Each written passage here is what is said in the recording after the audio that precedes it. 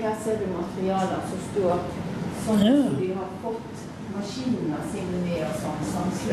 Det litt sånn historie i taket. Karl Lieberg Knekk. Ja.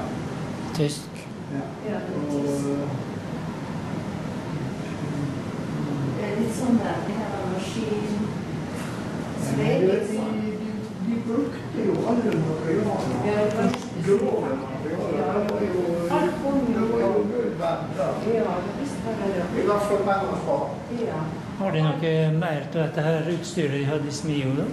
Det er oppi her du har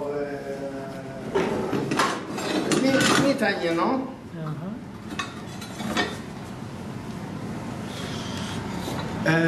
Den, ja.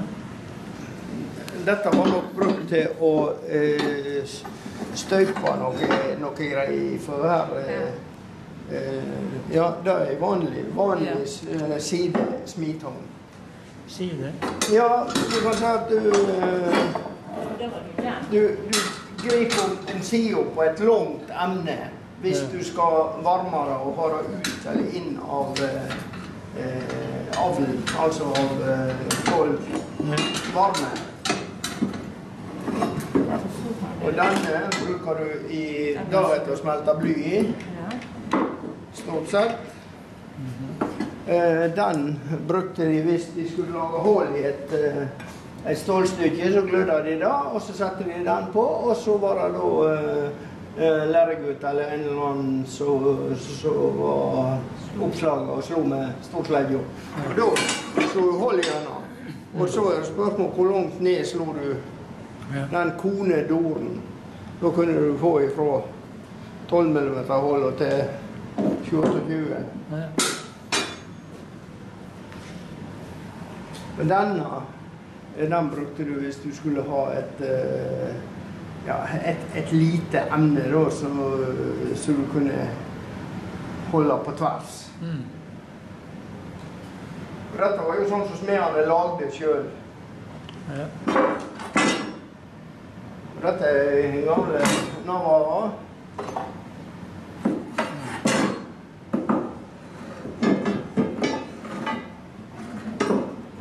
Om de er lagt her, eller de er lagt, det er jo ikke godt å vite, men det er jo ikke så veldig mye navarsmeder igjen. Nå har vi en i Lindås. Han lever fremdeles. Ja, han får seg uten det. Ja.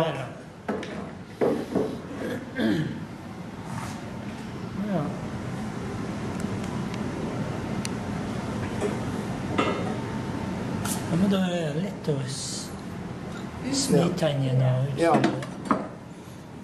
Men da borte, hva er det? Da har vi lurt på, da fikk jeg fortalt at da var den kraftstasjonen der kom på Røyre eller Vatnen.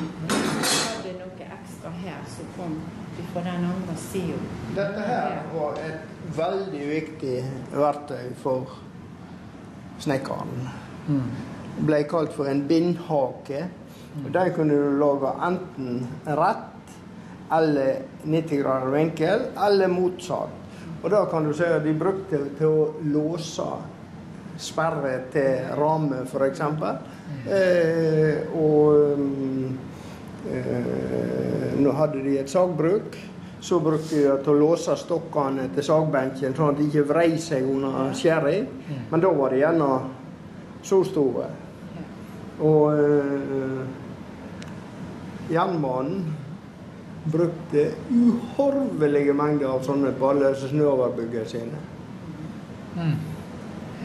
Snøoverbyggene på fjellet. Det var lassevis med vindhaker. Kan man så stille ut her da? Jeg Du stiller ut? Har du det kjønnsutstiller? Nei, jeg ikke. Hva er det du har stilt? Nei, jeg har dette her. Det er det med det? Her og dette der. Ja. Det er gamle der. Det er der Jonas sto oppe til seg. Det er disse gamle husene der oppe. De vet ikke helt hvor gamle de er. De er i hvert fall mer som 200 år, mener de, men jeg tror ikke de har greit å sette ord på dem. Nei. Du vet sikkert litt om det som jeg sier.